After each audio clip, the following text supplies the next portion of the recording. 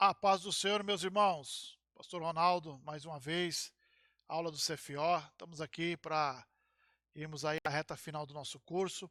Estamos tendo a apostila de Teontologia e Cristologia e hoje, especificamente, nós estaremos estudando sobre Cristologia. Aí eu quero pedir para você, meu querido, que está acessando aí o canal, que está acompanhando as aulas, eu preciso chegar a 1.000 inscritos aí, vai clicando aí ou compartilhando, clica lá em inscrever, compartilha o nosso vídeo, clique no sininho e também, se você gostou da aula, dá um joinha lá, se não gostou, clica lá no negativo, mas participa lá para ajudar e nós precisamos aí melhorar algumas coisas do canal e para ter melhora só depois que tiver 1.000 inscritos, tá bom?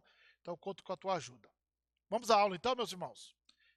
Cristologia é a aula de hoje, né? Nós vamos estar estudando sobre a pessoa de Cristo, aquilo que a palavra de Deus tem deixado para nós a respeito do nosso Senhor Jesus Cristo. E aí o nosso primeiro slide, ele já começa explicando aí o significado da palavra Cristologia, que significa a doutrina de Cristo, né? Os ensinamentos de Cristo. E ela vai girar essa discussão teológica a partir da seguinte pergunta: quem diz o povo ser o Filho de Deus? E segundo ponto, na crença, na declaração, o verbo era Deus. Tá? Então, uma discussão teológica, ela parte dessas duas primeiras palavras aí, tá? Da pergunta e da afirmação. Pergunta quem diz ser o povo de Deus e da declaração, o verbo era Deus. Bom, a esta pergunta, o apóstolo Pedro, de forma solene, ele respondeu o seguinte: tu és o Cristo, o Filho do Deus vivo. E quando ele faz essa declaração, essa resposta, ele dá a resposta, o próprio Senhor vai responder a ele de forma sublime, dizendo: não foi a carne e nem o sangue que tu revelou, mas o meu Pai que está nos céus. Ou seja, a revelação que Pedro teve de afirmar que Jesus é o Cristo, o Filho do Deus vivo, ela partiu da ação do Espírito Santo na vida dele, vindo do próprio Pai. Tá? O profeta no Antigo Testamento, nós vamos ver agora Cristo no Antigo Testamento, né? As profecias do nascimento de Cristo. Quando a gente olha para a Sagrada Escritura, e aí no Antigo Testamento, as profecias falam aí do nascimento de Jesus aí ao longo de todo o Antigo Testamento, tá? E a primeira, ou as primeiras, são veladas já a exemplo de Gênesis capítulo 3, versículo 15, quando o Deus diz: e porém amizade entre ti e a mulher, falando para a serpente, entre a tua semente e a sua semente. Esta te ferirá a cabeça e tu lhe ferirás o calcanhar. Está lá em Gênesis capítulo 3, versículo 15. Porém, com o aproximar assim do momento da vinda do Messias, essas profecias, elas foram ficando muito mais claras, com as informações assim mais precisas, muito mais fácil de compreensão, né? Por exemplo, lá em Miqueias capítulo 5, versículo 2, há uma profecia referente ao nascimento de Cristo, mostrando o Messias encarnado. Então ele diz da seguinte forma: e tu, Belém Efrata, posto que pequena entre milhares de Judá, de ti sairá o que governará em Israel e cujas saídas são desde os tempos antigos, desde os dias da eternidade. Então, as profecias do Antigo Testamento, elas nos mostram as diversas funções que o Senhor Jesus Cristo desempenharia. Então, através das profecias, nós vamos identificando as funções que Jesus estaria empenhando, tá? No caso aí de Deuteronômio capítulo 18, versículo 15, vai mostrar ele como profeta, tá? O Senhor teu Deus te levantará um profeta do meio de ti e de teus irmãos como eu, e a ele ouvireis, melhor dizendo, tá? Já em 1 Samuel, capítulo 2, versículo 35, vai apresentar a função de Cristo como sacerdote. E suscitarei para mim um sacerdote fiel que procederá segundo o meu coração e a minha alma. E eu lhe edificarei uma casa firme e andará sempre diante do meu ungido. Já quando nós olhamos para Jeremias, capítulo 23, versículos 5 e 6, vai apresentar a função de Jesus Cristo como rei. tá? E eis que vem dias, diz o Senhor, em que levantarei a Davi um renovo justo, e, sendo rei, reinará e agirá sabiamente, e praticará o juízo e a justiça na terra. Nos seus dias, Judá será salvo, e Israel habitará seguro, e este será o seu nome com o qual o chamará, o Senhor, justiça nossa. Lá em Isaías, nós já temos o exemplo da função de Jesus, no capítulo 28, versículo 16, com alicerce, e diz da seguinte forma: portanto, assim diz o Senhor Deus: eis que eu assentei em Sião uma pedra já provada, pedra preciosa de esquina, que está bem firme e fundada, aquele que crê, não se apresse. Né? Temos ainda mais 2 pontos ainda dentro dessa questão aí da função de Jesus, nas profecias, ainda em Isaías capítulo 52, versículo 13, ele como servo, eis que o meu servo procederá com prudência, será exaltado e elevado e muito sublime. E, por último, nós temos aí Isaías 53, versículos 5 e 6, que está colocando ele na função de operador de milagres, tá? Então os coxos saltarão como servos, e a língua dos mudos cantará, porque as águas arrebentarão no deserto e ribeiros no ermo. E a terra seca se tornará em lagos, e a terra sedenta em mananciais de águas, e nas habitações em que jaziam os chacais haverá erva com canas e juncos. Essas são as profecias aí que vai falando das funções do Messias, tá? Do Jesus que viria, tá? Ainda sobre a morte e ressurreição de Cristo, as profecias, melhor dizendo, falando agora da morte e da ressurreição de Cristo, Isaías no capítulo 53, um texto muito conhecido dos irmãos, mostra-nos a descrição do Messias sofredor, né, que vai mostrar quem deu crédito à nossa pregação, não tinha formosura, nem parecer algum, né? Ele vai mostrando ali todo o sofrimento do Messias, sublinhando o sacrifício de Cristo em substituição dos pecadores. Quando nós chegamos no versículo 9, o versículo 9 vai estar anunciando o sepultamento de Jesus no sepulcro de José de Arimatéia. Fala que entre os ricos ele será o seu despojo, né? Já o versículo 10 vai explicar o motivo da teologia e da morte do Cristo. Então são textos que vão falando tanto da morte como da ressurreição. Eu vou fazer a leitura desses 2 textos para que haja uma compreensão melhor aí dos irmãos. Isaías 53, se você quiser pegar a tua Bíblia aí, e versículos aí todo o capítulo, né? Mas eu vou especificar aqui o versículo 9 e 10, que aí está falando do sepulcro de José de Arimateia, e o versículo 10 explicando o motivo teológico da morte de Cristo. Versículo 9 diz assim: e puseram na sepultura com os ímpios e com o rico na sua morte, porquanto nunca fez injustiça nem houve engano na sua boca. Já no versículo 10, vai dizer assim: o trabalho da sua alma ele verá e justificará satisfeito, ficará satisfeito. Com o seu conhecimento, o meu servo, o justo, justificará a muitos, porque as iniquidades dele levará sobre si. E aí você tem a definição teológica do sacrifício de Cristo, baseado aí nesse texto que nós acabamos de ler, o versículo 10 do capítulo 53. Tá? O Salmo 22 já não se encaixa bem na experiência vital de Davi, né? Esse Salmo 22 aí, que ele vai falar de sofrimento que Davi estava passando, na verdade, ele vai além daquilo que Davi estava passando, tá? Embora ele sofresse problemas na vida, é evidente que nesse texto está se referindo a padecimentos muito mais severos, tá? Já também nas primeiras palavras dos Salmos, quando ele diz assim: Deus meu, por que me desamparaste? São exatamente as palavras de Jesus lá na cruz do Calvário. E os irmãos podem estar conferindo aí em Mateus 27, 46. Então, quanto à ressurreição, a profecia mais notável do Antigo Testamento encontra-se nos Salmos 16 e 10, que ele diz assim: pois não deixará a minha alma no inferno, nem permitirá que o santo veja a corrupção, se referindo aí da ressurreição do Senhor, que não deixaria a sua alma no inferno e nem permitir que o santo vivesse na corrupção, tá? Vamos falar aí no tópico que chama-se a divindade de Cristo, tá? A Bíblia ela vai afirmar, irmãos, textualmente e com todas as letras, de que Jesus é o verdadeiro Deus. A Bíblia afirma isso sempre, tá?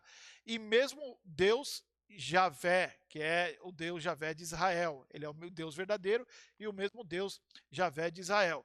Nós vamos ver alguns pontos aí mostrando essa questão aí. Isaías capítulo 9, versículo 6, o filho é chamado de Deus forte. Lá em Jeremias 23 e 6, Javé, justiça nossa, ou Senhor, justiça nossa. Tá? Já em Jó 20 e 28, Tomé respondeu, e João, perdão, 20 e 28, Tomé respondeu e disse, Senhor meu, e Deus meu, tá? São alusões mostrando a divindade de Cristo, como ele é Deus, divindade é ser Deus, tá? Romanos capítulo 9, versículo 5 diz assim: "E dos quais é Cristo segundo a carne, o qual é sobre todos, Deus bendito eternamente". Ele é Deus bendito eternamente, e assim seja. Amém, né? São referências mostrando a divindade aí de Cristo. Temos ainda Filipenses 2 e 6, que sendo forma de Deus, não teve usurpação ser igual a Deus. Lá em Colossenses nós temos o capítulo 2, dois versículos. Versículo 2 diz assim, enriquecido da plenitude e da inteligência para o conhecimento do mistério de Deus Cristo, né? Mistério de Deus Cristo, tá? O versículo 9, porque nele habita corporalmente toda a plenitude da divindade. Nesse Jesus, nesse Senhor Cristo, no Cristo, habita nele corporalmente a plenitude da divindade, toda a plenitude, melhor dizendo. Tá? Então, já em Tito, Paulo vai afirmar no capítulo 2, versículo 13, da seguinte forma, aguardando a bem-aventurada esperança e o aparecimento da glória do grande Deus. E que grande Deus é esse que ele diz? O nosso Senhor Jesus Cristo, afirmando a divindade aí de Jesus.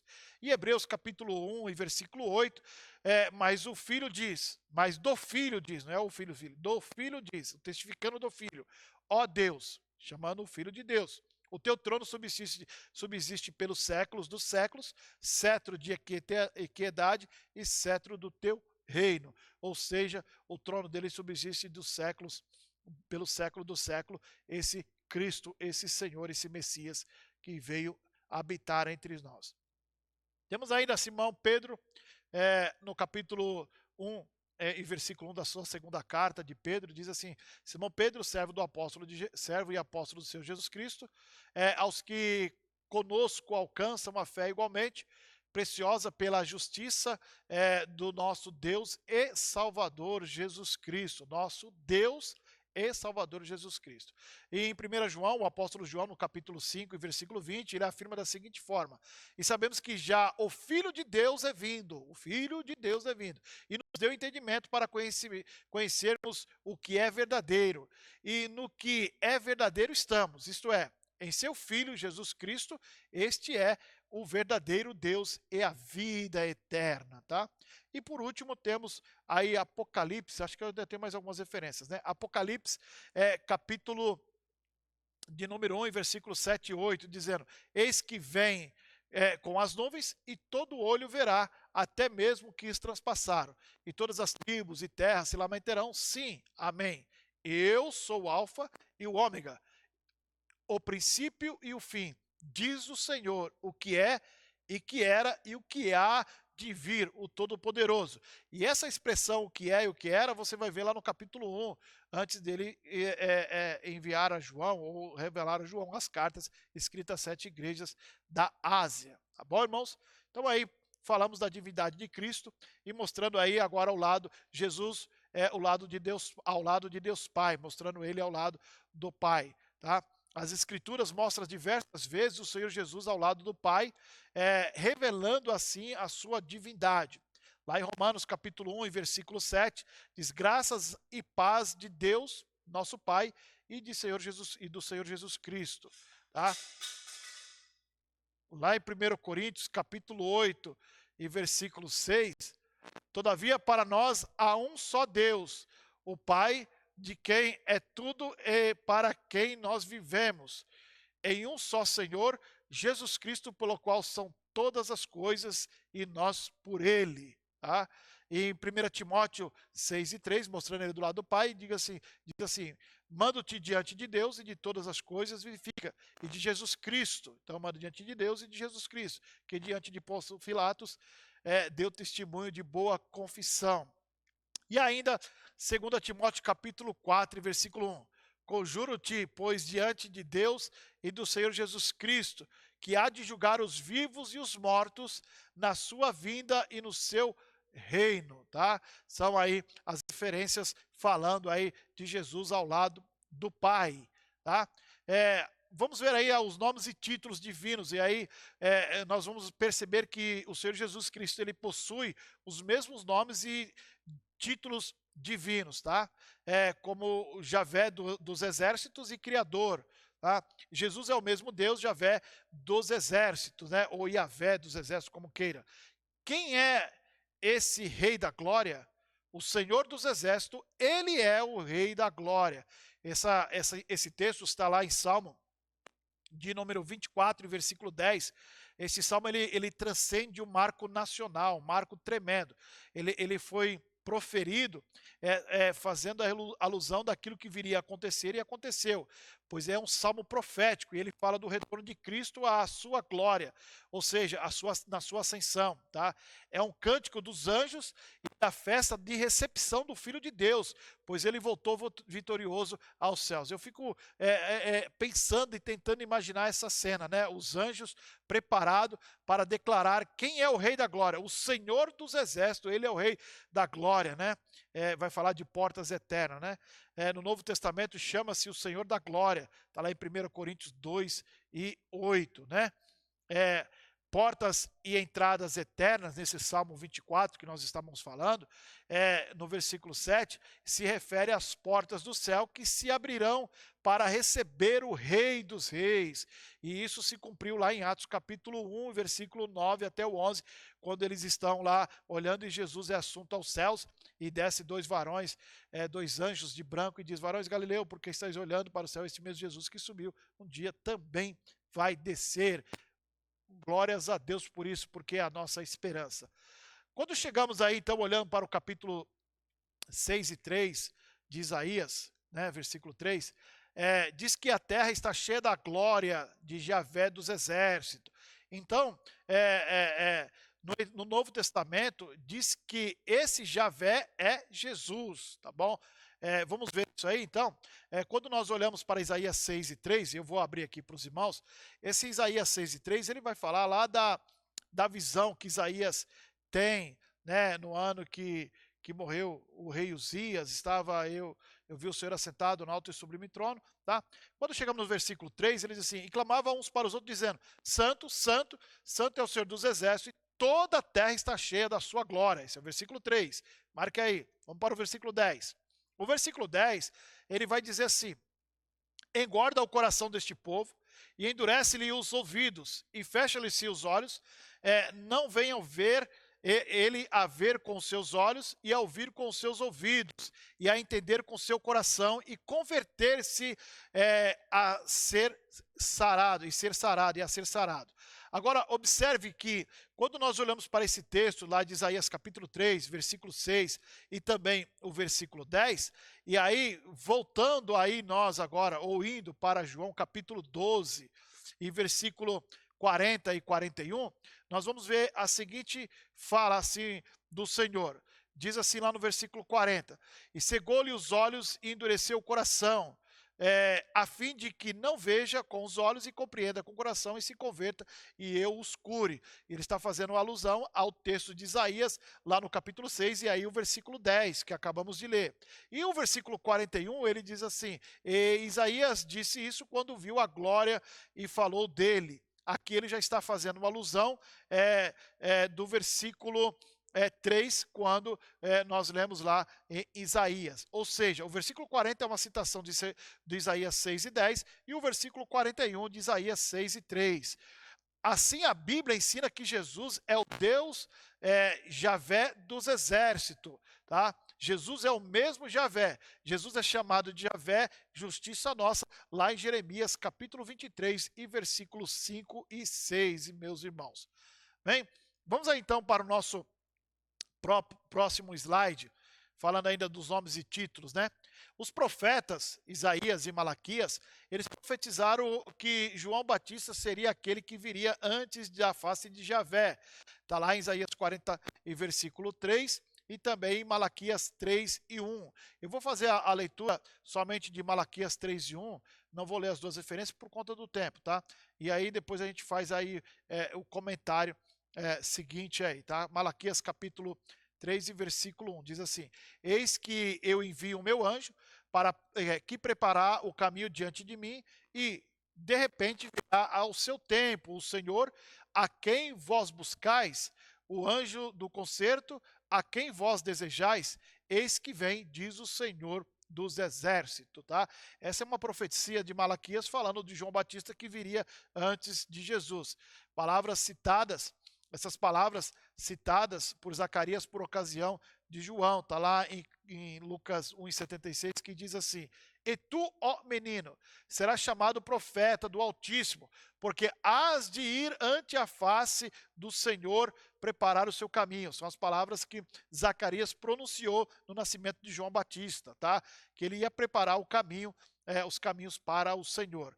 Então veja que o nome Senhor, ele está no lugar de Yahvé, entretanto João Batista foi o precursor de Jesus, tá? O nome vai ante a face do Senhor, que está usando aí a palavra Yahvé, tá? O nome Senhor, que é a palavra Yahvé, está no lugar da palavra Yahvé, mostrando que Jesus é o precursor de João Batista e é o Yahvé que foi proferido no Antigo Testamento, tá bom? E ainda dentro dessa cristologia, nós temos aí, e dentro aí dos nomes e títulos, né? O profeta Ezequiel chama o Messias de Javé, Deus de Israel. Está lá no capítulo 44 de Ezequiel, versículo 2.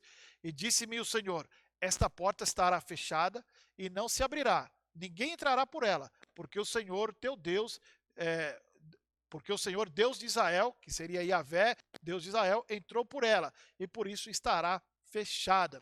E esta profecia começou a se cumprir quando Jesus entrou em Jerusalém, né? Entrou em Jerusalém.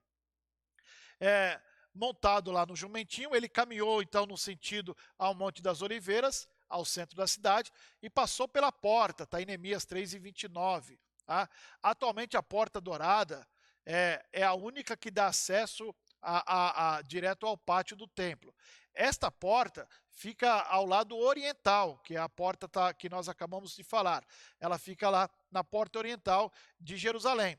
E ela foi lacrada em 1542 por ordem do sultão Suleiman II, o Magnífico, e permanece fechada até o dia de hoje. Então, a Porta Dourada é a única que dá acesso. Essa porta que ele entrou, ela ficou fechada. Eu vou voltar aqui o slide para os irmãos entenderem a profecia. Tá?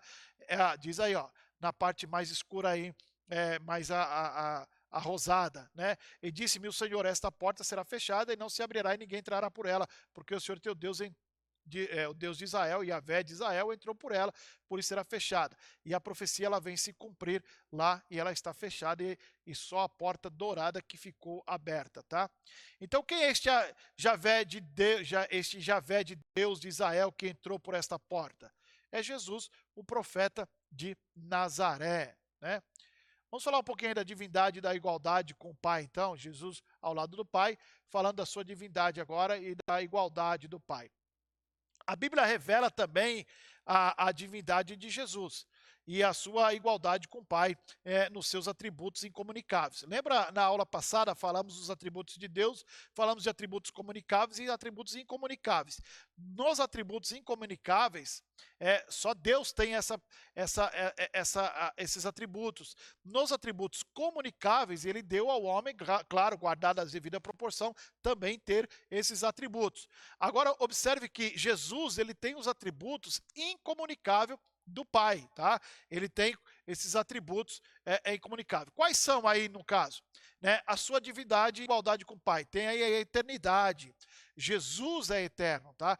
Ele existe desde a eternidade. Ele também não tem princípio de dias e não tem fim de dias. Por quê? Porque ele é Deus, ele é o único Deus. Lembra quando nós explicamos sobre a Trindade? Ele é o único Deus que subsiste em três pessoas. Então, se ele é o único Deus, ele é também o Deus Pai. Então, ele na eternidade não é diferente, porque ele é o mesmo Deus, tá? Então, ele existe desde a eternidade e cujas saídas são desde os tempos antigos, desde os dias da eternidade. Está em Miqueias capítulo 5, versículo 2. Lá em Isaías capítulo 9, versículo 6, vai chamar ele de Pai da eternidade. E já em Hebreus 13 e 8, Jesus é o mesmo ontem, hoje e é eternamente. Glória a Deus por isso, porque ele é eternamente, né? Falando então aí da onipotência, outro aí é divindade, outro atributo que é do próprio Deus, que é Jesus, que é o próprio Deus, também tem. Ele mesmo declarou ser onipotente. Onipotente. Lá em Mateus 28 e 18, ele disse assim: é-me dado todo o poder no céu e na terra. Tá? Já em Apocalipse 1 e 8, ele diz: eu sou o alfa e o ômega, o princípio e o fim, diz o Senhor que é e que era e que há de vir, o Todo-Poderoso, ou seja, o que tem todo o poder. Tá?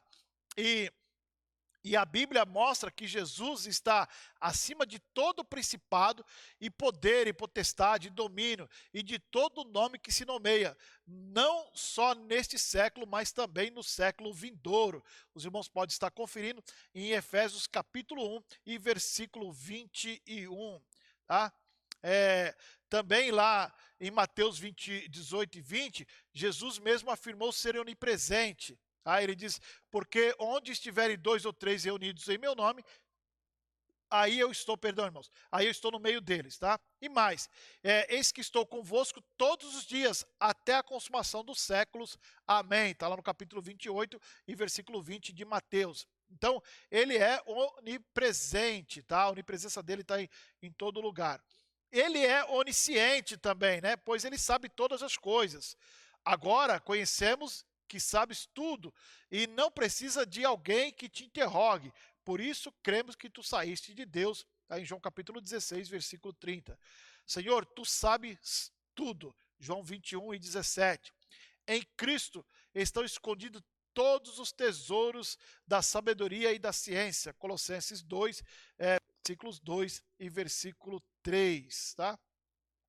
Também Jesus é criador. Tá? Falando de outro atributo aí, Jesus é criador dos céus e da terra. João 1 e 3 diz que todas as coisas foram feitas por ele, e sem ele nada do que foi feito se fez. Lá em Colossenses capítulo 1, versículo 16, diz assim, porque nele foram criadas todas as coisas que há nos céus e na terra, visíveis e invisíveis, seja tronos, sejam dominações, sejam principados, sejam potestades, tudo foi criado por ele e para ele. Tá? Além disso, Jesus transcende a criação, ele vai além da criação. Isso significa que ele é um ser a parte da criação e não participa dela. Por quê? Porque é ele que criou todas as coisas, ele vai além da criação. Tá?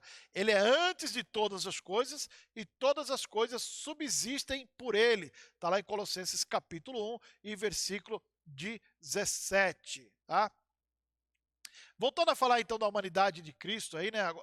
Falamos da divindade, falamos aí ao lado do Pai, e agora falando da humanidade de Cristo, não da divindade, agora da humanidade. O credo cristão, né, o crer cristão, afirma a respeito da natureza de Jesus. Diz que ele é plenamente Deus e plenamente homem.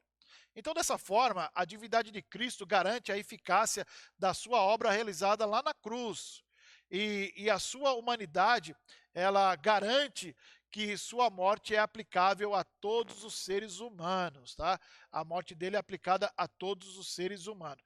Ele deveria ser necessariamente Deus para perdoar os nossos pecados, mas ele também necessariamente deveria ser necessariamente homem para representar a nossa raça. Então ele tanto é Deus como ele é homem, 100% as duas naturezas, tá? Então o verbo se fez carne e habitou entre nós, o verbo, a palavra, Jesus, observe que está em letra maiúscula, se fez carne, habitou entre nós e vimos a sua glória, como a glória do unigênito do Pai, cheio de graça e de verdade. Está lá em João capítulo 1 e versículo 14, né? João 1 e 14. Vamos aí falar da concepção virginal de Jesus, né? Há de fato claras indicações na Sagrada Escritura de que Jesus era uma pessoa plenamente humana, tá? Isso é fato. O sujeito a todas as limitações comuns ao ser humano, à raça humana, tá? Mas sem pecado, tá? Ele nasceu de uma mulher humana, passando por todas as fases de uma criança normal, com todas as limitações físicas de qualquer ser humano, tá? Ele teve fome, sede, cansaço, dor, tá? E com todo o conjunto emocional conhecido por nós, tristeza, alegria, ira, angústia, Jesus passou por todos esses processos aí que nós, como seres humanos, passamos, tá? Jesus praticava contínua e intensamente a oração, demonstrando a sua total e completa dependência do Pai. Jesus nasceu como todos os homens, tá? No entanto, a sua concepção no ventre de Maria foi de origem divina, sem a participação do componente sexual masculino, tá? O nascimento de Jesus, ele não tem nenhum milagre a não ser diferente, a não ser o milagre da vida, como qualquer outro. O milagre do nascimento de Jesus mesmo, que difere dos homens, é a concepção, que é a concepção por obra e graça do Espírito Santo, tá? Ele não teve um relacionamento entre homem e mulher para que ele fosse gerado, mas o próprio Espírito Santo gerou em Maria o Espírito Santo. E teologicamente isso é chamado de concepção virginal, irmãos, perdão, tá? Concepção virginal, não é a primeira vez que eu falo errado, tem que corrigir isso. Maria era virgem na época da concepção de Jesus e foi influência sobrenatural do Espírito Santo que tornou possível a geração de Jesus no ventre dela. Então, teologicamente, isso é chamado de concepção virginal, tá bom? Portanto, o mesmo Senhor vos dará um sinal, e eis que uma virgem conceberá e dará à luz um filho, e chamará o seu nome Emanuel. Está lá em Isaías capítulo 7 e versículo 14. Tá? Jesus é o padrão da humanidade, ou de humanidade, né? Uma prova singular de Jesus como homem é o fato de ele não ter pecado, tá? Porque não temos um sumo sacerdote que não possa se compadecer das nossas fraquezas, porém um que, como nós, em tudo foi tentado, mas sem pecado. Está lá em Hebreus capítulo 4, versículo 15. Então a impecabilidade de Jesus, o fato dele não pecar, não invalida as tentações que ele sofreu. É por isso que a Bíblia vai nos dizer assim, que nós, quando fomos tentados, temos que glorificar a Deus, mas não ceder ao pecado, porque o pecado em si ele não é pecado.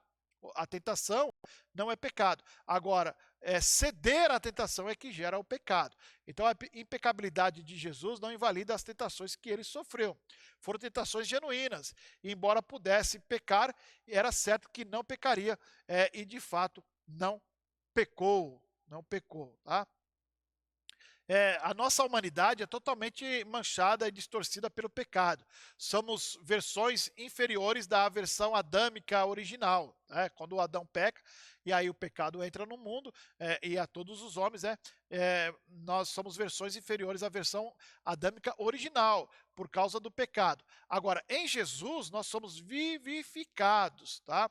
Assim está escrito, está também escrito, o primeiro homem, Adão, foi feito alma vivente. O último Adão em espírito vivificante, se referindo ao próprio Senhor Jesus Cristo. Está lá em 1 Coríntios capítulo 15 e versículo 45, se você ler lá o contexto, vai se entender que está se referindo ao próprio Senhor. Então ele era 100% homem e 100% Deus, tá? Jesus, ao assumir a forma humana, adquiriu os atributos humanos, mas não desistindo da sua natureza divina, tá? Quando Paulo fala lá em Filipenses que Jesus esvaziou, assumindo forma de servo, está dizendo que Jesus se esvaziou da posição de igualdade com Deus e não da natureza. A posição sim, mas da natureza ele permaneceu 100% Deus. Desta forma, Jesus se submeteu funcionalmente ao Pai e ao Espírito Santo no período da encarnação. Ele necessitou se submeter a isso, ao Pai e ao Filho, no período que ele estava encarnado, estava como homem. Mas todos os atributos divinos, mantém todos os atributos divinos, mas os submetem voluntariamente à humildade e humildemente à vontade do Pai. Os seus atos sempre foram humanos e divinos ao mesmo tempo, tá? E os irmãos vão ver como ele tem esses atributos divinos, porque há momentos que ele fala, o texto é muito claro, diz assim, ele já sabia o que ia falar e o que fazer, ele já transcende a lei do ser humano. Sabiam quando estavam murmurando, que estavam falando mal, e questionou, porque ele tinha o poder até de entender o pensamento do ser humano. E isso é um atributo, é algo que só Deus tem a capacidade de fazer, tá? Então, em Jesus Cristo, podemos conhecer de forma completa o sentido de humanidade e divindade. Não existe melhor fonte para conhecermos como deveria ser o homem do que olharmos para Jesus. O melhor modelo que nós temos aí para olhar é o próprio Jesus. Ele é o novo Adão, e nesse novo Adão, nele, somos feitos novas criaturas, segundo a sua própria vontade, tá? Então, na humanidade de Cristo, ele como ser humano, ele também morreu. A morte de Cristo é o próximo item que nós vamos falar, tá?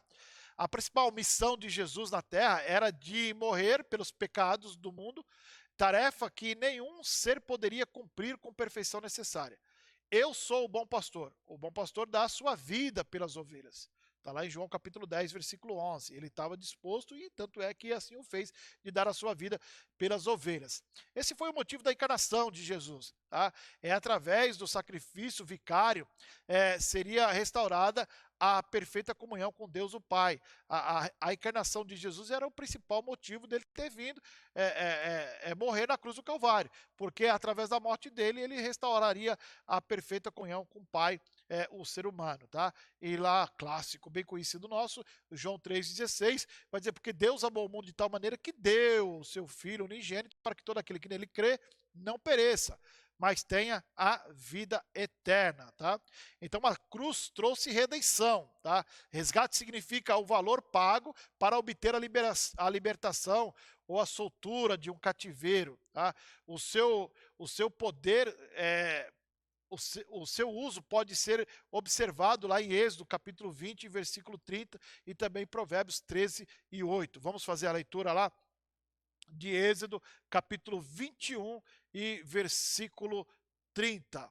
Capítulo 21 e cheguei aqui, versículo 30. Diz assim, e se for imposto o resgate, então dará como resgate a sua vida, tudo quanto lhe for imposto.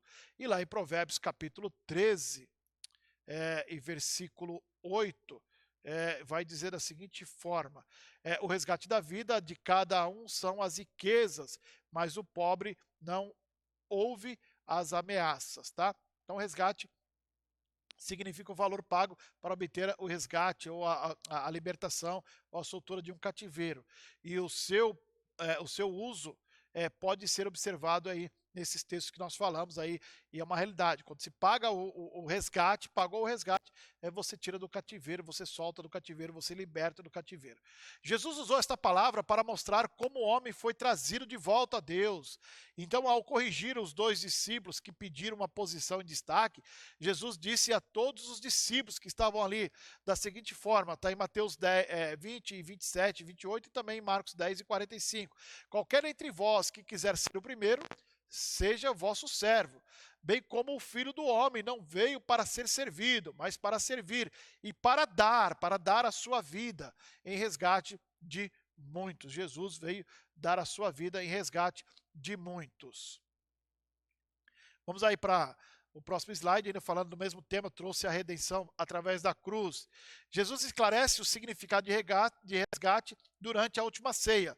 Ele referindo-se ao cálice, ele disse assim, isto é o meu sangue,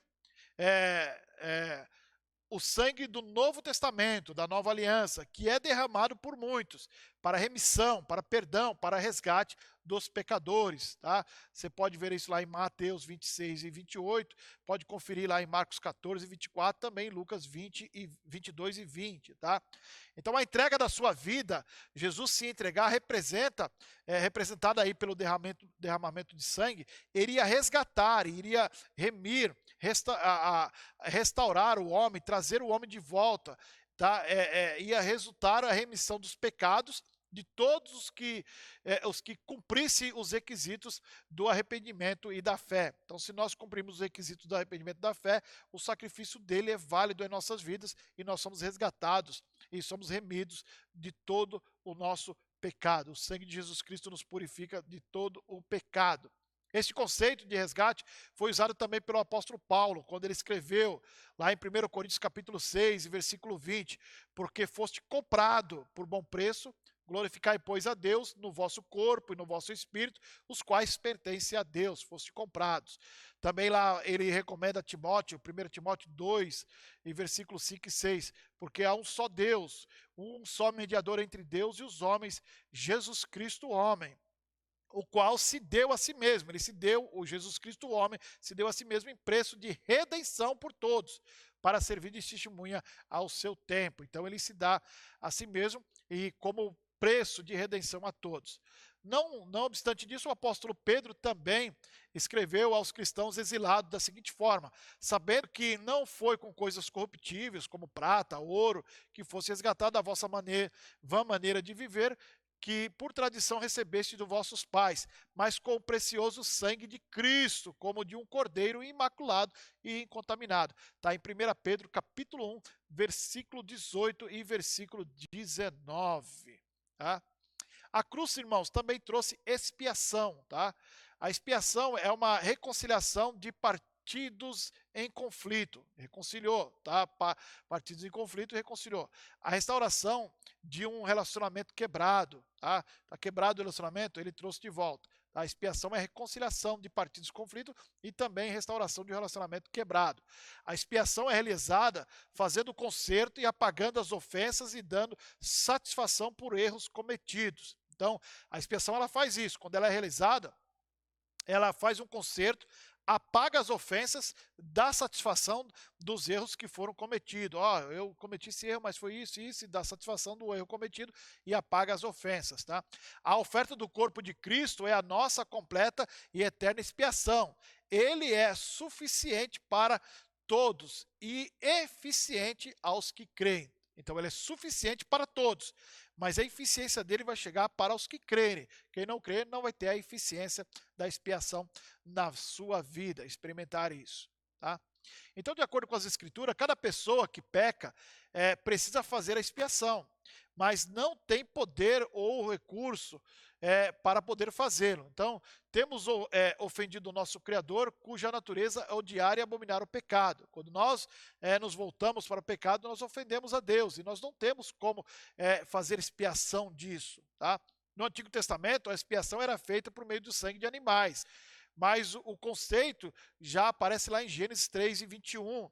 Né? Ali está falando, só vamos ler aqui para os irmãos, de quando Caim matou Abel, e aí foi necessário, não, quando Adão e Eva pecou aqui, ainda é bem antes ainda, né? 3 e 21. Deus, o Senhor Deus fez a Adão e a sua mulher túnicas e peles e os vestiu, né? Eu estava me referindo a Caim e Abel, mas não. Aqui está falando do cordeiro que matou para cobrir as vestes, a nudez de Adão e também de Eva, tá? Com peles de animais, onde temos o sacrifício de um animal sendo feito pelo próprio Deus. O sacrifício, o animal é imolado para que pudesse cobrir a nudez, no caso de Adão e também de Eva. Mas a palavra nos revela que o sacrifício de Cristo, esse sim oferece a real expiação. O sacrifício de Cristo, ele é completo, tá? O sacrifício da antiga aliança, ele era repetido anualmente. O sacrifício de Cristo foi feito uma vez só, não havendo mais necessidade de ser feito. Vamos ver o que diz então em Hebreus capítulo 10, do versículo 4 e até o versículo 10, diz assim: porque é impossível que o sangue de touros e bodes tire os pecados. Por isso, entrando no mundo, diz: sacrifício e oferta não quiseste, mas corpo me preparaste. Então holocausto e oblação pelo pecado não te agradaram. Então disse: eis que aqui venho, no princípio do livro está escrito de mim, para fazer, ó Deus, a tua vontade. Como acima diz, sacrifícios e ofertas e holocausto e oblação pelo pecado não quisesse, nem te agrada, os quais se ofereceram segundo a lei. Então disse: eis aqui venho para fazer, ó Deus, a tua vontade. Tira o primeiro, para estabelecer o segundo, na qual vontade temos sido santificados pela oblação do corpo de Jesus Cristo, feito uma só vez. Ele, quando tira o primeiro, ele está falando do sacrifício, a primeira aliança para a segunda aliança. E a primeira aliança, todo ano se oferecia sacrifício pela expiação, mas também tinha outros tipos de sacrifício. Tirando a primeira aliança, entra a segunda aliança, a nova aliança, e em Jesus Cristo, feita uma vez só, teve necessidade para trazer a expiação e para nos redimir de toda a iniquidade. Na humanidade de Cristo, falamos que ele morreu, mas também ele ressuscitou, irmãos, tá? Então vamos falar sobre a ressurreição de Cristo. E se Cristo não ressuscitou, logo é vã a nossa pregação e também é vã a nossa fé. É claro que ele está fazendo esse Cristo não ressuscitou. Se a pregação é contrária a isso, a nossa fé ela é vã, tá? Está lá em 1 Coríntios 15, 14. Os irmãos lendo o contexto vão entender aí o que Paulo está dizendo, se referindo aí a algumas doutrinas que estavam pregando e dizendo que Jesus não crendo na ressurreição. Então ele fala, se Cristo não ressuscitou, logo é vã a nossa pregação. Então o desejo humano pela vida se inicia ainda na corrida dos pequenos espermatozoides, né? Ali está começando a vida, em busca da existência através da fecundação no óvulo feminino. O ser humano tem em todos os pequenos átomos que compõem o seu corpo o anseio por sobrevivência. O ser humano sempre quer sobreviver, já começa lá no início dos espermatozoides, tá? Nos alimentamos, trabalhamos e nos multiplicamos. Buscamos postergar a nossa existência nesse plano, né, nessa vida, né? E na maioria dos casos, mesmo crendo no pós-vida, buscamos evitar a morte usando todos os recursos possíveis. Mesmo sabendo, irmãos, que o que Deus tem reservado para nós é melhor, nós queremos viver. Todos nós queremos ir para o céu, mas ninguém quer morrer, né? Quer morrer, Ricardo? Ricardo está aqui comigo, né? Não quer, né? Mas quer ir para o céu? Mas tem que morrer para ir para o céu. Tem outro jeito? Arrebatamento. Isso, Ricardo. Ricardo tá aqui comigo aqui, né?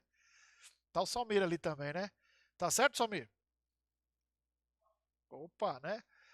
Então, em toda a existência humana, diversas lendas sobre a eternidade permeiam a nossa história. O ser humano quer sempre ser eterno, né? Quer viver eternamente. Por sermos extremamente religiosos, falando de todos os seres humanos, sem exceção aí. Todos nós queremos essa eternidade, né? E supersticiosos não foi difícil, não foi difícil a humanidade crer em contos, em fábulas, tantas coisas que se diz aí sobre eternidade. E mesmo as mais remotas chances de vida eterna foram buscadas com os mais ávido afinco para dar-se o exemplo das pedras filosofais, né, do estilir da vida eterna e também da famosa fonte da juventude, né? O homem sempre procurando aí autoexistir ou se existir para sempre, né? Porém, ao romper do envio de Cristo Jesus e da sua morte e ressurreição, tem gerado a mais extraordinária comoção de todos os tempos. Povos de distintas raças, culturas e lugares, quando alcançados pelo poder do Evangelho de Cristo, não resistem à intensa força que tem o anúncio das boas novas de salvação e abandonam as suas religiões habituais para se entregar ao cristianismo, né? Esse Evangelho tem alcançado muitas vidas. Tendo na Bíblia Sagrada como manual de fé e também de prática, os verdadeiros cristãos seguem a fé totalmente cristocêntrica, tá? Que pode ser sintetizada, talvez aí com indevida simplicidade, em cumprir a palavra que foi revelada através da vida de Jesus, que se anunciou como o caminho para a vida eterna, né? O homem fica buscando tanta forma de vida eterna, Jesus prometeu a nós a vida eterna, está lá em João capítulo 14 e versículo 16, né? Então, uma maravilhosa notícia nos é dada através do Evangelho de Cristo, essas boas novas. A morte e a ressurreição de Cristo matou o poder da morte, né, o poder de morte da morte, né? O poder de morte da morte. Essa verdade ecoa há mais de 2000 anos e não poderia ser sustentada apenas por vã filosofias ou por falácias humanas. Se isso não fosse verdade, irmãos, é mais de 2000 anos que já é pregado essa ressurreição de Cristo, né? Que ele matou o poder de morte da morte, tá? Fora necessário o envio de alguém que pudesse testemunhar a esse respeito ao perverso e duro coração humano, né? E encarregado disso foi a terceira pessoa da Trindade, que é o Espírito Santo, que foi enviado, está lá em João 16, 7 e 8, por Jesus para testificar que ele, Jesus, o Cristo ressuscitou. Então, a mensagem ela vai continuar ecoando. Enquanto Jesus não vier buscar a sua igreja, a mensagem vai continuar ecoando e ela nunca vai cair, irmãos. Ela nunca vai cair porque ela é autêntica, ela é verdadeira, e a mentira ela não poderia perpetuar tantos anos aí, né? Mas por que que ela permanece verdadeira?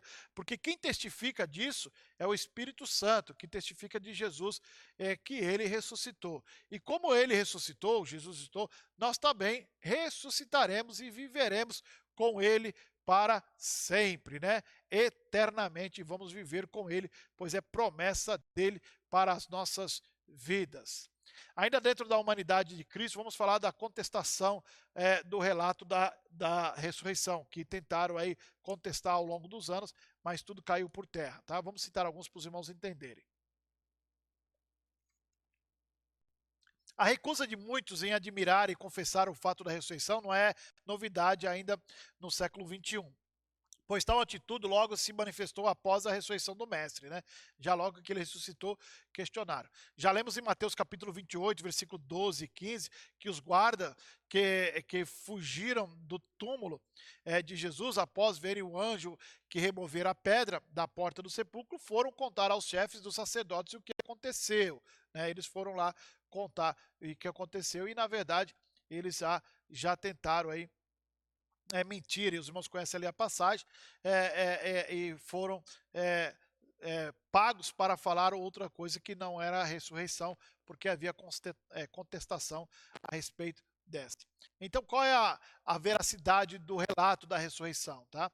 Havendo examinado vários argumentos contrários à ressurreição, as evidências que comprovam esse fato históricos são o túmulo vazio, está lá em João 20, do 1 e 2, os lençóis deixados em ordem, João 27, né, capítulo 20, versículo 7, o testemunho dos soldados, Mateus 28 e 11, os discípulos como testemunha, Atos 2 e 32, e foi visto ainda por mais de 500 pessoas, está lá em 1 Coríntios capítulo 1, versículo do versículo 5 e até o versículo 6, versículo 5 e 6, foi visto por mais de 500 pessoas. Então, esses fatos aí vão comprovar a veracidade da ressurreição de Cristo.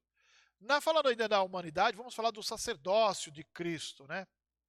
Jesus é descrito de vários modos na Escritura. Ele é o bom pastor, né? Ele é o pastor supremo, ele é rei, ele é profeta, ele é mediador, ele é salvador. E para cada uma delas que nós falamos aí, nós temos as referências bíblicas. Os irmãos olhando o slide, pode dar um pause aí, copiar e depois, ou olhar pela apostila, está lendo, tá? E cada uma dessas descrições salienta alguma função que Jesus desempenha no plano da salvação. E talvez a mais completa descrição de Jesus com respeito à sua obra redentora seja a de sumo sacerdote, né? Muito falado lá no livro de Hebreus.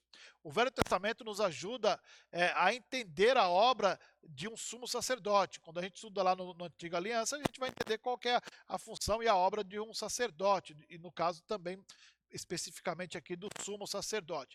O sumo sacerdote levita, ele agia como representante dos homens, tá? Entrando na presença do Senhor para oferecer sangue em benefício dos homens pecadores. Então o sacerdote, ele levava os homens a Deus através de sacrifício de sangues derramados em benefício a esses homens pecadores. Em nenhum outro lugar esta função é ilustrada mais vividamente do que nos eventos do dia da expiação. Tá? A expiação era um dia que era o 10º dia do 7º mês de cada ano. O sumo sacerdote entrava no Santo do Santo, do tabernáculo, era a única vez que ele entrava no ano para fazer expiação pelos próprios pecados e pelos pecados do povo, tá? Ele tinha que estar purificado, porque se ele morresse lá dentro, ninguém entrava para tirar, ele era arrastado por uma corda que era amarrada na sua cintura. Então, para os irmãos verem que ele só podia entrar uma vez por ano. Levítico capítulo 16 descreve o que era feito nesse dia. O sumo sacerdote, depois de lavar o seu corpo, de vestir as vestes santas, punha um censário cheio de incenso no Santo dos Santos para formar a nuvem sobre o propiciatório. O Santo do Santo era a menor das duas salas dentro do tabernáculo, que era o primeiro lugar santo e o lugar santo do santo. A Arca da Aliança ficava localizada nessa sala, e era ali que Deus encontrava com o homem. A cobertura da Arca da Aliança era chamada de propiciatório da Arca da Aliança, né? Eram os 10 querubins, um de frente para o outro, com as asas tocando-se, e ali no centro, no meio, representava a presença do Deus Altíssimo, tá? Os 2 bodes eram escolhidos como oferenda pelo pecado e sortes, e eram lançados, o pecado e a sorte eram lançados sobre ele. Um bode teria que ser morto e oferecido ao Senhor em benefício do povo. O outro bode é chamado, ele seria solto, né? Era o bode emissário, tá? Ele era levado no deserto e solto lá no deserto para morrer. E olha que coisa interessante, a gente usa muito a expressão assim, que fulano foi pego de bode expiatório, tá? O que que é o bode expiatório? É o que morreu no lugar dos outros, pela culpa dos outros. Então um bode morria, que era o bode da expiação, e o outro era solto, deixado no deserto, tá? O novilho também era selecionado como uma oferenda pelo sumo sacerdote à família. Então ele oferecia por ele, para a purificação dele, antes dele oferecer o sacrifício da expiação, para purificar tanto ele como a família. O sumo sacerdote matava o novilho fora do santuário, propriamente, e levava um pouco de sangue do novilho para dentro do Santo Santo, onde aspergia sobre o propiciatório. E em frente ao propiciatório, ele aspergia o sangue com o dedo 7 vezes para fazer expiação pelos seus próprios pecados e também da sua família, tá? A nuvem de incenso da sala protegia de ver o Senhor e morrer como consequência. Então, ele matava o bode, selecionava por sorte para ser a oferenda e levava um pouco de sangue para dentro do Santo do Santo, e mais uma vez ele espalhava o sangue em cima e na frente do propiciatório, da tampa que estava acima da arca, para fazer expiação pelo pecado do povo. Tá? E depois, o bode vivo, como eu disse, era levado lá para o deserto e solto, levando embora consigo o pecado do povo. Um morria pelo pecado e o outro representava como tirando o pecado ou levando o pecado do povo para fora do arraial. Tá? Os corpos do novilho e do bode e de um carneiro oferecido como holocausto era totalmente queimado, tá bom, irmãos? Era totalmente queimado. E aí no livro de Hebreus, ele vai declarar que Jesus também é sumo sacerdote, está lá em Hebreus capítulo 2, versículo 17, capítulo 3 e 1, capítulo 4 e 14. O profeta Zacarias, ele já predisse que Jesus seria um sacerdote em seu trono, isto é, Jesus seria tanto sacerdote quanto rei ao mesmo tempo, está no capítulo 6, versículo 12 e 13 de Zacarias. Jesus nasceu judeu, descendente de Davi e assim da linhagem da tribo de Judá. Contudo, Deus escolheu os descendentes de Levi para serem sacerdotes. Assim, Jesus viveu sob a lei de Moisés e poderia ser rei, porque era da tribo real, no caso da tribo de Judá, e ainda mais no caso de Davi. Os irmãos observem lá em 2 Samuel 7, do 12 ao 16, e também em Atos 2, do 29 ao 31. Mas Jesus não poderia ser um sacerdote, segundo a lei de Moisés, porque não era da tribo certa. Tá? Ele era da tribo de Judá, tudo bem, ser rei, porque era descendente de Davi, da tribo de Judá, e ainda mais descendente de Davi. Porém, para ser sacerdote, ele precisava ser da tribo de Levi. E Jesus não era da tribo de Levi, né? Não era da tribo de Levi. Como que ele poderia, então, ser sacerdote? O escritor aos Hebreus, ele afirma que Jesus era um sacerdote segundo uma ordem diferente, não segundo a ordem de Arão, né? Ou da tribo de Levi, que Arão é levita. Tá? Mas segundo a ordem de Melquisedeque, está lá no capítulo 5, versículo 6 e 10 de Hebreus, e capítulo 6, versículo 20. Ele explica o seguinte, capítulo 7, versículo 11, 13 e 14. Se, porém, a perfeição houvera sido mediante o sacerdote levítico, pois nele, baseado, o povo recebeu a lei, que necessidade haveria ainda de que se levantasse outro sacerdote, segundo a ordem de Melquisedeque, e que não fosse contado segundo a ordem de Arão? Porque aquele de quem são ditas essas coisas pertence a outra tribo, no caso Jesus se referindo à tribo aí de Judá, da qual ninguém prestou serviço ao altar, ninguém foi lá sacrificar porque não era da tribo de Levi, pois é evidente que o nosso Senhor procedeu de Judá, tribo da qual Moisés nunca atribuiu o sacerdócio, tá? Está lá em Hebreus capítulo 7, como já disse aos irmãos, tá? Mas, por que Melquisedeque? Quem foi Melquisedeque? O escritor aos Hebreus nota que ele foi tanto sacerdote como rei de Salém, tá? Melquisedeque, ele foi sacerdote e foi também rei de Salém, que é um outro nome da própria Jerusalém. Se os irmãos observar lá em Gênesis capítulo 14, versículo 18 e 20, e também Hebreus 7:1, vão confirmar isso falando que era rei e sacerdote, tá? O Melquisedeque. Ele também observa que as escrituras do Velho Testamento dão a Melquisedeque a aparência de um ser eterno, tá? Não sendo registrado nascimento, nem linhagem, nem morte, tá? Melquisedeque, ele não se fala nem antes nem depois, ele é citado só nessa passagem, quando ele chega lá diante de Abraão, e Abraão paga o dízimo a ele, reconhece ele e paga o dízimo a ele, tá? Assim, existe alguma semelhança entre Melquisedeque e Jesus, tá? Existe uma semelhança entre os dois. Melquisedeque parece continuar para sempre como sacerdote, porque as escrituras nunca registram a sua morte. E Jesus, sendo divino, viveu e serve para sempre como sacerdote, está lá no capítulo 7 de Hebreus, versículo 23 e 25. Melquisedeque era tanto rei quanto sacerdote ao mesmo tempo, o que era impossível sobre a lei de Moisés, mas ele veio antes, né? E Jesus é tanto rei como sacerdote ao mesmo tempo, em cumprimento da profecia de Zacarias, tá? E o autor aos Hebreus também observa a consequência inevitável do sacerdócio do Senhor Jesus Cristo. Se o sacerdote for mudado da ordem de Arão para a de Melquisedeque, necessariamente a lei associada com o sacerdote levítico tem que ser mudada.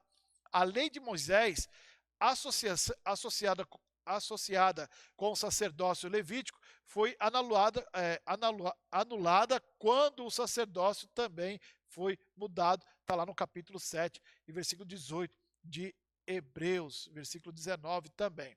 A obra sacerdotal de Jesus é explicada pelo escritor aos Hebreus em termos de atos do sumo sacerdote levita no dia da expiação, tá? Capítulo 9 agora, em versículo 11 e 12 de Hebreus.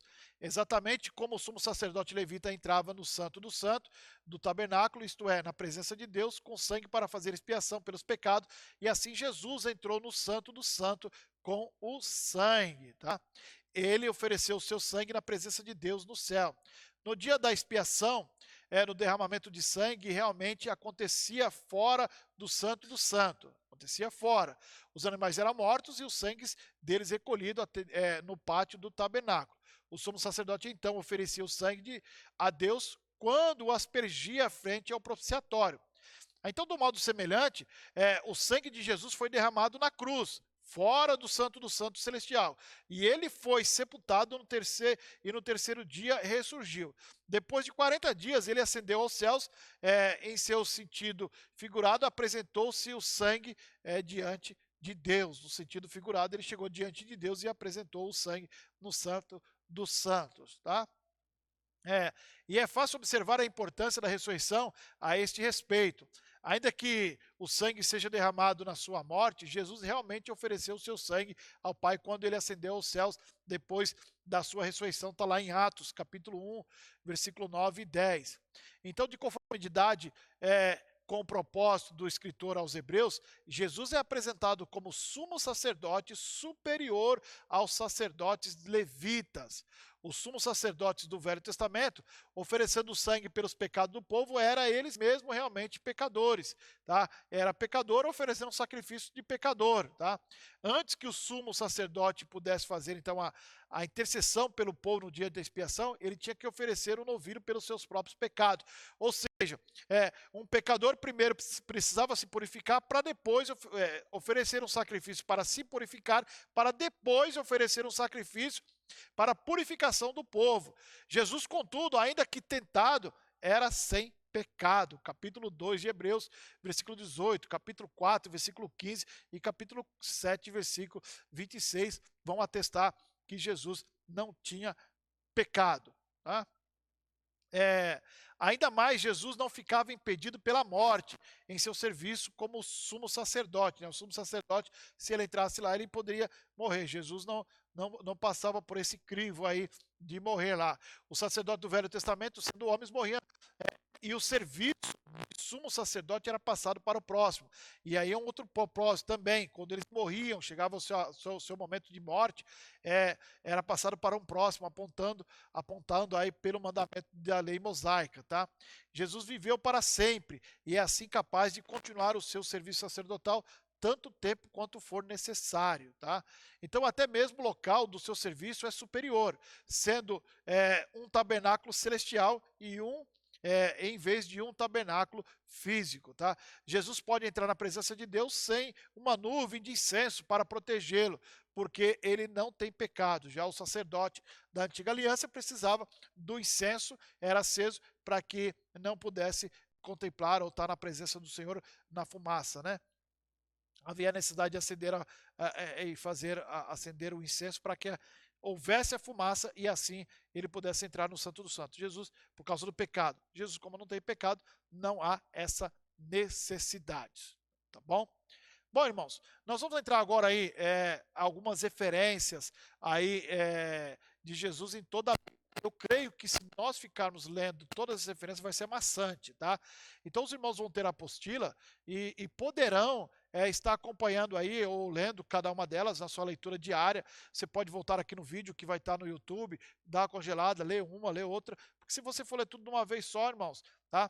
Mas está aí, ó, são muitas referências de Jesus em toda a Bíblia. Se eu for citar todas elas aqui, irmãos, nós vamos tomar muito tempo. Então eu vou passá-las devagarinho, fazendo um breve comentário de alguma coisa, para não ficar aquele em vão, e os irmãos, para ter o tempo aí de congelar o slide e poder pegar as referências, ou quando você tomar posse do livro, está fazendo a sua leitura pelo livro, porque isso aqui foi extraído do próprio livro do CFO, da apostila que nós temos, tá? Deixa eu tomar um pouquinho mais de água aqui, que é a terceira aula. Hoje a garganta tá.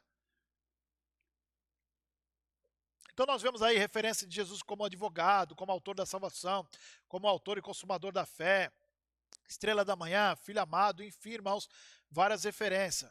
O próximo aí, ó, como filho de Deus, filho do Deus bendito, filho unigênito, são todas referências aí falando, chamaria de legislador, libertador, luz do mundo, Jesus de Nazaré. Vamos para aí, cada uma dessas aí tem 20, só para os irmãos terem ideia. Vamos mais 20 aí.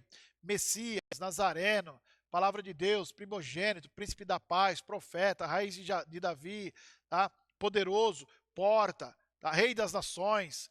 São várias referências aí. Tá? Próximo aí, mais 20 aí. Rei dos judeus, rei dos reis, rei do século. Ele é chamado de renovo, ele é chamado de salvação, de rocha, salvador, semente da mulher, Senhor da glória, Senhor dos senhores, sol nascente, né? Supremo pastor, enfim, todo poderoso lá em Apocalipse. Ele é chamado de verdade. Vamos aí para mais uma lista aí, né? Verdadeira luz, vida, videira, Cristo do grego aí, que significa ungido, né? O Cristo do Senhor, Filho do Pai, Filho, ó, o Filho do Pai aí, Filho do Bendito, Filho do Altíssimo, enfim, Senhor, tá aí todas as referências aí para os irmãos, mais 20 foram aí, né? Vamos para o próximo slide, mais 20 aí, ó, já são 120, né? Senhor da glória, Senhor dos mortos e dos vivos, Senhor dos exércitos, eterno o meu Deus, Deus bendito e eternamente, o verdadeiro Deus, meu Deus, nosso grande Deus, a imagem de Deus invisível. São referências aí falando do próprio Senhor. Vamos aí, mais uma slide, mais 40, mais 20, aliás, né? Santo de Deus, servo de Deus, anjo eterno, renovo eterno, braço do eterno, tá? São as referências aí em relação a Jesus em toda a Bíblia. Vamos mais um slide aí. Já estamos chegando a 160 total. Vamos ver que tem muito aí, né? Raiz de Jessé, filho de Abraão, a descendência de Abraão. E como é que ele chama? Pão da vida, pão vivo que desceu do céu, luz dos homens, luz do mundo, luz verdadeira que alumia todo homem, né? A aurora do alto. São referências aí de Jesus. Mais 20, 180. Vamos para 180 total aí já. Cordeiro que foi imolado, o príncipe dos reis da terra, o leão da tribo de Judá, o libertador, o bom pastor, o consolador de Israel, o grande pastor das ovelhas, né? Vamos mais aí, tem mais ainda. Chegamos a 200 aí, esposo, cabeça da igreja, cabeça do corpo, cabeça de todo homem, cabeça de todo principado e potestade, videira, príncipe da paz, aquele que traz a paz, rosa de Sarão, lírio dos vales, aliança do povo, tudo referência aí sobre Jesus. Tem muita referência.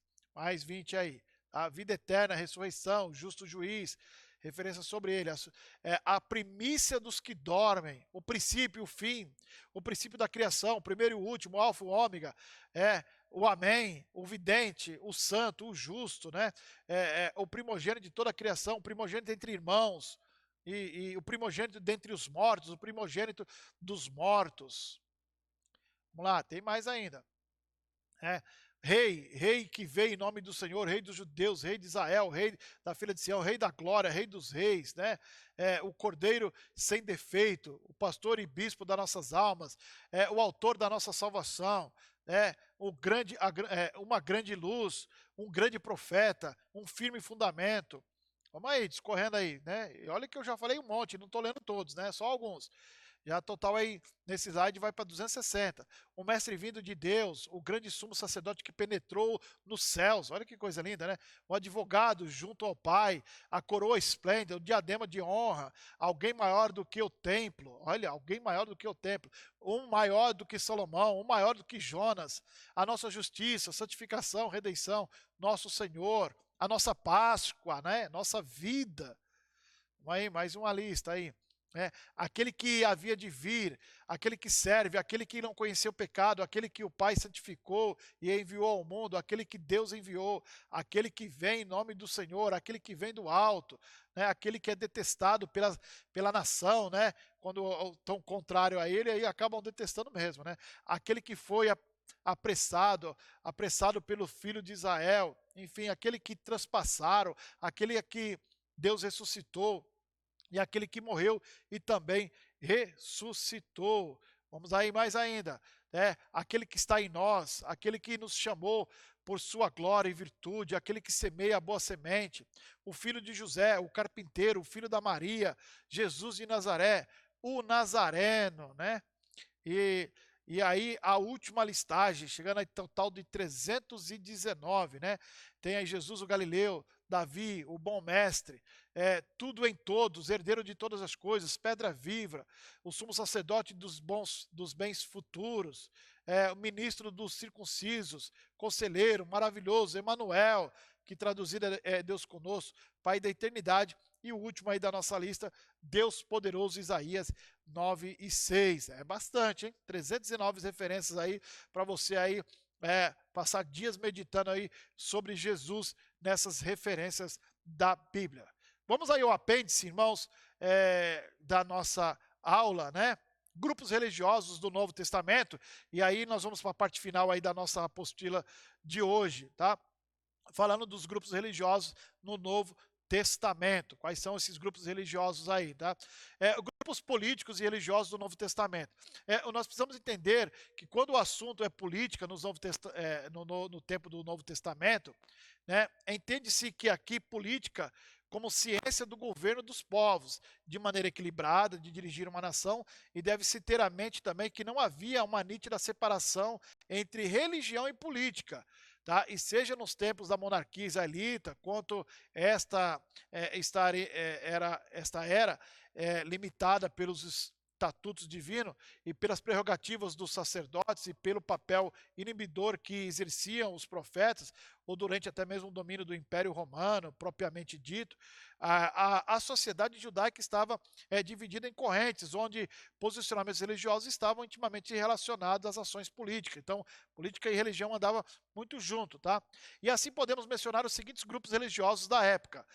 Tínhamos os famosos fariseus, os saduceus, os zelotes, os essênios, os herodianos e também os samaritanos. Eram os grupos políticos da época, e vamos falar um pouquinho sobre cada um deles. Primeiro aí os famosos fariseus, né? Será que tem algum fariseu assistindo aí? Vamos lá falar um pouquinho dos fariseus, entender um pouquinho aí do fariseu e talvez mude um pouco o teu conceito sobre o fariseu. O termo significa separado ou separatista, tá? O termo fariseu. Ele aparece pela primeira vez como um grupo distinto, logo após a revolta dos Macabeus, em meados do século II, tá? Se você pegar a Bíblia e dividir o Antigo Testamento e o Novo Testamento, você vai ter um período que é chamado período interbíblico, que é um período intertestamentário. Eu falei errado, intertestamentário, agora saiu certo. É o período que vai do último livro aí da fala de Deus e do último livro aí de Malaquias até Mateus, tá? Não estou falando aí de cronologia, estou falando de livro, tá? De Malaquias a Mateus. E aí, esse período do Antigo Testamento, para começar ali os escritos de Mateus, é um período aproximadamente de 400 anos em que Deus não falou com o seu povo. Esse período ele remete quando acaba-se o período do cativeiro, que o povo volta para Jerusalém, o povo volta para Judá e repara os muros lá em Esdras, Neemias e tem a reparação do muro. Depois disso, Deus não falou com o povo, Deus ficou calado, e aí 40 anos e 400 anos Deus sem falar. E nesse período interbíblico, nós vamos ver, fica mais fácil falar interbíblico, né? Eles tinham esses partidos, e esse partido dos fariseus é desse período aí, já no século II antes de Cristo, um finalzinho ali, acabando ali, o período do anticristo, do antes de Cristo, né? No calendário, é o período aí que estava que é o período dos Macabeus, a revolta dos Macabeus, que é o período aí que tinha os fariseus. Os fariseus, irmãos, formado o maior grupo e mais importante grupo, era o maior grupo e mais importante grupo político e religioso aí, do Novo Testamento, tá? Neotestamentários. Os fariseus eram ardosos defensores da ortodoxia, tá? E da observância eterna da Torá e da esperança messiânica, tá? Eles eram ortodoxos assim ao extremos assim, e observavam a Torá e também a esperança messiânica. Eles aguardavam pelo Messias. Observe que os fariseus eram guardadores da esperança de chegar o Messias, tá? E é devido à profunda reverência pelos valores e ideais nacionais e religiosos judaicos que os fariseus tornaram-se um empecilho ao projeto romano de incutir nos judeus as ideias gregas. E eles ajudaram muito nessa questão aí, porque eles tinham os ideais nacionais, esses valores deles, e eles não permitiu incutir aí nos judeus as ideias gregas e muito menos as romanas, tá? Do projeto romano de incluir essas ideias gregas, porque antes dos romanos a filosofia grega dominou muito. Então os romanos queriam incutir isso nos judeus e os fariseus foi importante nessa época, tá? Os fariseus que na época de Cristo eram cerca de 6.000 e buscavam a preservação da identidade nacional judaica e também o advento do reino messiânico, tá? Eles aguardavam o Messias e instaurar o seu reino Messias, tá? E procurava preservar aí a identidade nacional.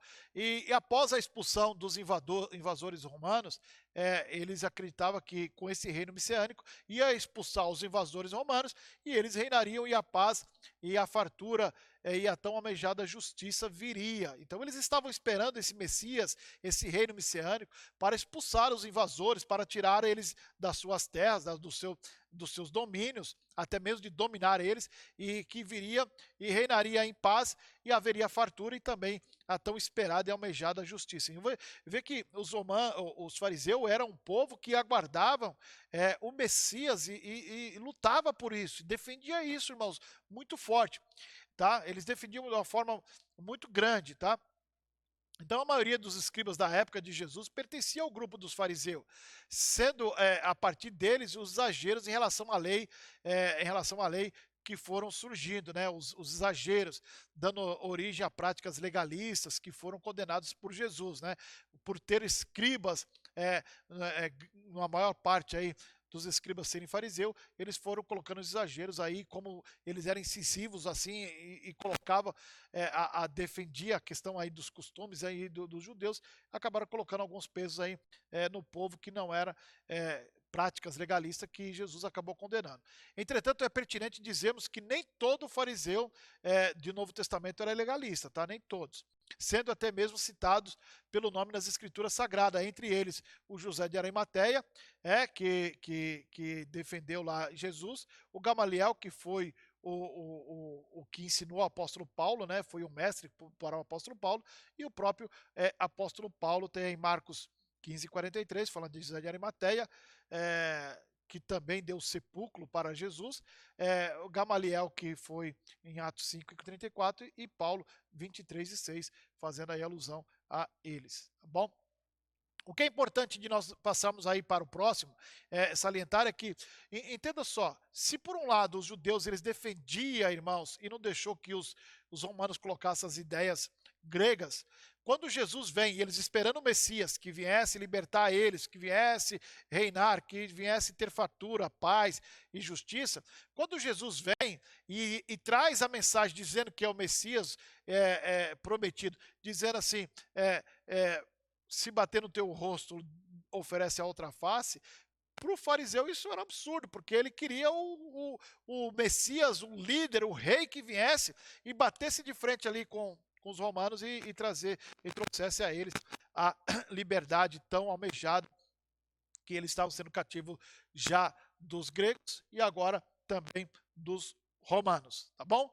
Vamos aí para os saduceus, tá? O grupo surgido a partir da aristocracia sacerdotal, da época do governo de Asmoneu, tá? Os saduceus. O termo vem, o termo que provavelmente veio da palavra hebraica, eita Jesus, falei esse hebraico aqui, zadidikim, né? É assim, Soraya? Os justos eram mais políticos do que religiosos. Eles pendiam mais para a política do que para a religião, tá? Talvez por isso não levasse tão a sério a vida religiosa e a moralidade, tá? Eles não levavam tão a sério essa questão aí da religiosa e também a moralidade, rejeitando as diversas crenças do judaísmo tradicional. Eles rejeitavam um monte de coisas aí que os judeus acreditavam e criam e viviam, eles rejeitavam, tá? E entre as doutrinas ensinadas por eles estão a crença, perdão, irmãos, a crença de que a alma, o céu e o inferno, os anjos e os demônios não existem, eles ensinavam isso. Também ensinavam que não haveria uma ressurreição do corpo, ou dos corpos, né? E a Torá, o Pentateuco, para nós, deve ser interpretado de forma literal, tá? Eles ensinavam isso. E é em virtude desse modo de crer que entrava em choque direto com o grupo dos fariseus, né? Aí dava choque com os fariseus, uma vez que esse grupo ensinava o oposto dos fariseus. Ademais, os saduceus eram partidários do Império Romano, ainda tinha isso, ele era do lado do Império, embora os judeus estavam do Império, e os fariseus já eram querendo a liberdade. Por isso eram detestados pela massa popular judaica, tá? Pelos fariseus, eles eram detestados, irmãos. Depois nós temos o grupo dos zelotes, tá? Os zelotes era remanescente da revolta de Macabeia, dos macabeus, né? Esses são os zelotes. O termo que tanto em hebraico quanto em grego significa zeloso, tá? Zelote, zeloso. Eram ardosos inimigos das forças de ocupação romana. Os zelotes, eles eram ardosos inimigos aí dos romanos, tá? Defendendo que toda e qualquer obediência a um líder pagão, nesse caso aí ao imperador romano, deveria ser considerada uma negação à lei de Deus e uma blasfêmia contra Deus. Eles eram tão zelosos pela questão aí do Deus de Israel, o Deus único, que eles defendiam que qualquer obediência a esse líder ou qualquer líder pagão era considerado uma negação da lei de Deus e uma blasfêmia contra o próprio Deus. Os zelotes tratavam dessa forma. Flávio Jósefo, que é um historiador hebreu, né, aponta Judas de Gamala como fundador dos zelotes, tá? Isso no ano 6 depois de Cristo, por ocasião de uma revolta deste contra a cobrança de impostos. Então, houve lá a cobrança de impostos por parte de Roma e eles criaram o partido dos zelosos, ou dos zelotes, como queira, se revoltando aí contra a cobrança de impostos imposta pelo Império Romano, tá? Os zelotes são descritos como violentos, cruéis e sanguinários, tá? Quando tinha oportunidade, matava até mesmo a judeu que pagasse tributo a César. Odiava mortalmente os romanos, tá? Então eles eram violentos e cruéis. Simão, um dos discípulos de Jesus, pertencia ao grupo dos zelotes, como indica o seu nome lá em Lucas capítulo 6 e versículo 15. Vamos ver lá a referência? Lucas capítulo 6, deixa eu achar aqui Lucas, achei o 6, e o versículo 15, diz assim: Mateus e Tomé, Tiago, filho de Alfeu, e Simão, chamado Zelote, tá? Não é coincidência de Pedro ser bem duro, energético aí, até cortar a orelha do camarada lá, né? Ele já veio da origem dos zelotes, então já eram violentos e cruais, mas mesmo depois andando com o Senhor, ele ainda teve uma atitude, né, violenta e sanguinária. Nós temos aí também os essênios, irmãos, né? Os essênios dividido em dois grupos distintos. Então, um sediado por Qumran e nas proximidades aí do Mar Morto, e o outro no Egito. Tá? Os essênios formavam um grupo de piedosos e místicos. Tá? Então você tinha uma parte aí, um grupo nas proximidades do Mar Morto e a outra lá no Egito, formando um grupo de piedosos místicos, tá? Vivendo isolados e levando uma vida ascética e rigidamente devota. Os essênios se consideravam mais puros dos homens, né? Nós somos mais puros dos homens. Tá? Os essênios praticavam abstinência sexual, para os irmãos terem ideia, né? Praticava isso. Evitavam a ira, não faziam juramentos, não fabricavam armas, algo é oposto aí dos zelotes. Praticavam a purificação mediante a banhos e rituais, entoavam muitos louvores e, entre outras práticas religiosas, eles observavam o sábado com maior rigor, irmãos. Eles observavam o sábado. Então, a desobediência de um membro a qualquer desses preceitos era punida com a expulsão da comunidade essênia, tá? Eles eram expulsos, não permitia, tá? Temos ainda também os herodianos, tá? Era uma verdade saduceus de extrema esquerda, né? Por serem partidários da administração romana e olharem a família de Herodes como a resposta divina para as questões políticas e religiosas, tá? Passaram a ser chamados de herodianos, porque eles observavam muito a Herodes, tá? Tinha Herodes como resposta divina, por isso foram chamados de herodianos. Os herodianos, irmãos, funcionavam como uma espécie de ponte, perdão, entre a força de ocupação romana e a Palestina. Então eles faziam ali um meio termo ali, tá? Servindo aí de ponte para tanto os palestinos como os romanos.